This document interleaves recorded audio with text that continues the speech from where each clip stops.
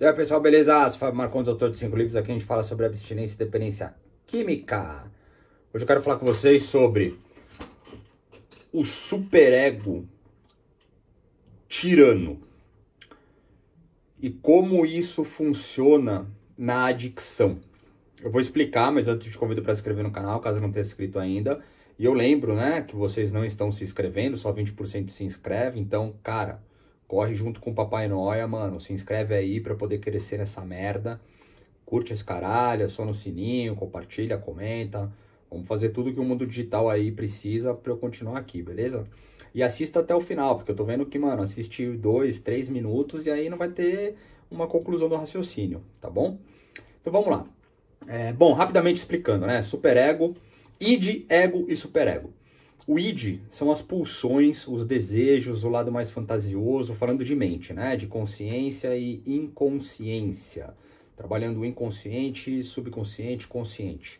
Então a gente tem ali o id, como aquela chama, aquela pulsão, né? Os impulsos, os instintos, o lado mais fetichioso, fantasioso, aquela bagunça toda lá do que a gente de repente tem de desejo, de sentimento, de vontade. E o superego é o lado mais rígido, onde estão os nossos pudores, as nossas crenças, aquilo que nós tivemos de direção, aquilo que faz com que a gente, porra, sabe, questione, duvide, segure. E o ego, a consciência, né? Um equilíbrio entre essas partes. Cara, tratando-se de adicção, eu vou falar de mim, tá? Para poder fazer entender o que eu quero trazer com essa ideia, porque isso também tá rolando nos bastidores e eu acabei conversando bastante sobre esse prisma, né? Pois então, eu sempre fui uma pessoa muito rigorosa, muito exigente comigo, muito perfeccionista, dentro daquilo que eu entendo que tem que ser perfeito, né? Aspas. E também sempre tive um id muito ativo, né? Muitas fantasias, algo muito fantástico. E ali eu vivia um conflito por causa do meu ego, tentando equilibrar essas coisas, mas o superego sempre muito forte. Conforme eu fui usando álcool e drogas, e o id foi se manifestando mais, o superego ele foi se apagando e eu acabei vivendo uma série de coisas e, porra, minha vida começou a se destruir conforme eu fui aumentando o nível de álcool e drogas. Até que, por fim, quando entrou a cocaína com 25 anos até os 29, mano, eu fudi minha vida por completo. Ao ficar limpo, ao iniciar o processo de recuperação e tratamento há 11 anos, sem lápis, recaída e volta ao uso até o dia de agora, até o momento de agora, porque nada me garante, exceto as minhas manutenções e o conhecimento profundo do sentimento, né? Para que haja clareza de raciocínio e melhores comportamentos, eu vim tentando trabalhar o meu superego de uma forma um pouco mais equilibrada, entre o id também, né? Com essa questão do ego um pouco mais lúcido, sereno, né? Com um pouco mais de sanidade. Mas eu percebo que ainda existe uma força muito grande desse meu superego, que é super tirano, que é super rígido, cara, que é super punitivo, inclusive, né? Cara, eu fico me martirizando pelas minhas pulsões de desejo e que pela minha consciência eu já vejo que não são possíveis, então eu fico me bombardeando para não fazer, e aí eu sofro por não fazer, ou quando eu me permito, né, algum tipo de migração, porque o que eu tenho é o álcool e a droga inegociável de uso, mas existem as migrações, então todos os outros tipos de prazer ou fuga de desprazer, eu consigo barganhar de uma certa forma. Mas ainda assim eu me sinto mal porque foge um pouco daquilo que eu entendo que eu quero para mim de bem, tá? Em contrapartida tem uma coisa interessante nisso tudo, que é o que eu realmente quero trazer aqui pra gente conversar. Dentro da minha realidade, e até por isso que eu tô até o dia de hoje sem lápis, recaída e volta ao uso, eu identifiquei em mim algumas coisas que fazem com que eu tenha um livramento, né? Um livramento, por assim dizer, devido ao meu superego muito rígido. Então, eu identifico que quando eu vou pulsando, né, os desejos do id, migratórios, de substituições, de extrações, compensações e etc., e deixando com que o superego não vá me limitando, e eu acabo vivendo algumas experiências, e assim, experiências relativamente rasas, né, sem grandes destruições, mas que para mim, dentro do meu juízo de valor sobre o que é certo e errado, elas já são ultrajantes conforme os meus princípios. O fato de ter esse superego muito rígido faz com que eu consiga bloquear. Só que esse bloqueio, vamos ver se eu consigo externalizar o que eu quero. Esse bloqueio, ele de uma certa maneira, ele também é ruim. Porque ao bloquear essa pulsão, entra no estado de recalque, né?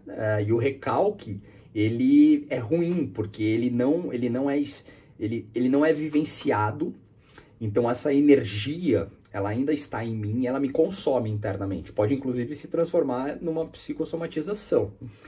Como eu também já falei e tem um vídeo aqui sobre isso. Então às vezes uma pulsão muito latente, quando não vivenciada com alguma substituição, eu posso ficar ali muito frustrado, muito descontente, sem prazer, né? E vivendo um desprazer de uma certa forma, e aquilo vai me gerando um mal.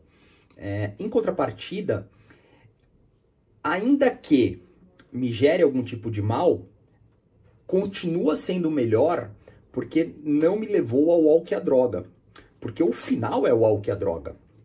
E ao limitar algumas pulsões, devido a esse superego muito rígido, eu consigo voltar, então, a um alinhamento junto ao meu ego, à minha consciência, e aí sim eu equilibro essas forças. Então, várias coisas que eu faço, assim, como, por exemplo, sei lá, práticas meditativas, momentos mais empíricos e genuínos com elementos da vida, socializações sadias, entretenimentos razoavelmente bons, né?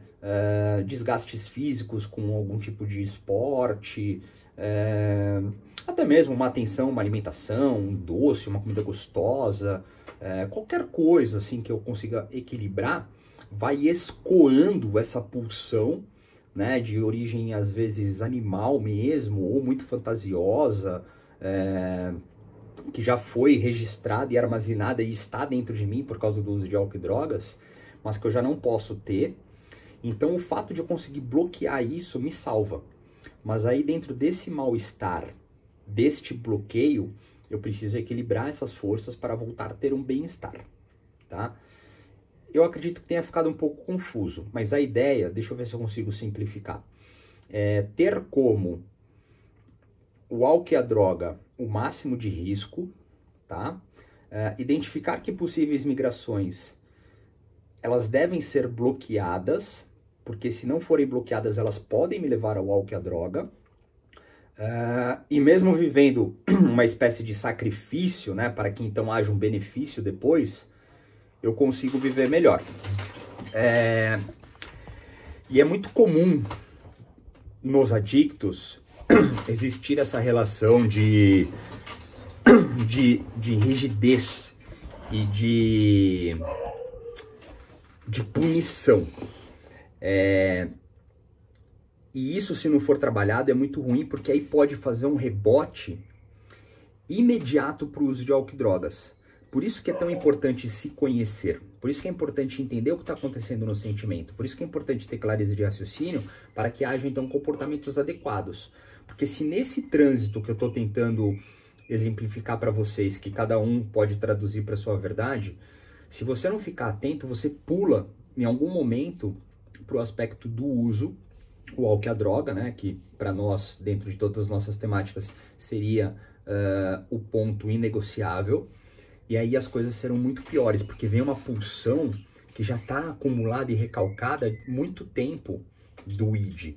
E aí esse lapso, essa recaída, ela pode se transformar numa volta ao uso e pode entrar em todas as realidades do vício, né? Que é morrer, ficar louco, acabar internado, sabe? Entre diversas outras coisas muito ruins. Então é importante ter esse tipo de conhecimento. Eu quis trazer essa conversa para ver se ajuda em alguma coisa, aqueles que se identificam, em tentar descobrir como equilibrar essas forças de super punição e controle e rigidez, mas também a relação de não permitir tanto as pulsões e trazer tudo para a consciência. Para a gente encerrar, eu gosto muito da filosofia do Wabi-Sabi, que é uma filosofia justaposta ao Zen, onde eles trabalham vários aspectos de harmonia e equilíbrio com as estações do ano, as cores, os espaçamentos, etc e tal, mas eles têm uma máxima no Wabi-Sabi que é o seguinte, que o perfeito habita no imperfeito. E isso é muito legal. Então eu trago também isso para mim, eu pego emprestado, porque muitas vezes eu tento entender que o meu perfeccionismo, dentro do meu juízo de valor, ele pode existir em cima de imperfeições. E conforme eu me permito também alguns tipos de pulsões não danosas, eu consigo equilibrar. E aí eu vou realmente equilibrando estes fatores que podem ser subjetivos, mas acabam tendo efeito conforme você vai vivendo. E é isso, beleza? Então ficamos por aqui. Se quiser falar comigo, tem os meus contatos. Se quiser mandar uma pergunta ou sugestão, fica à vontade. Valeu!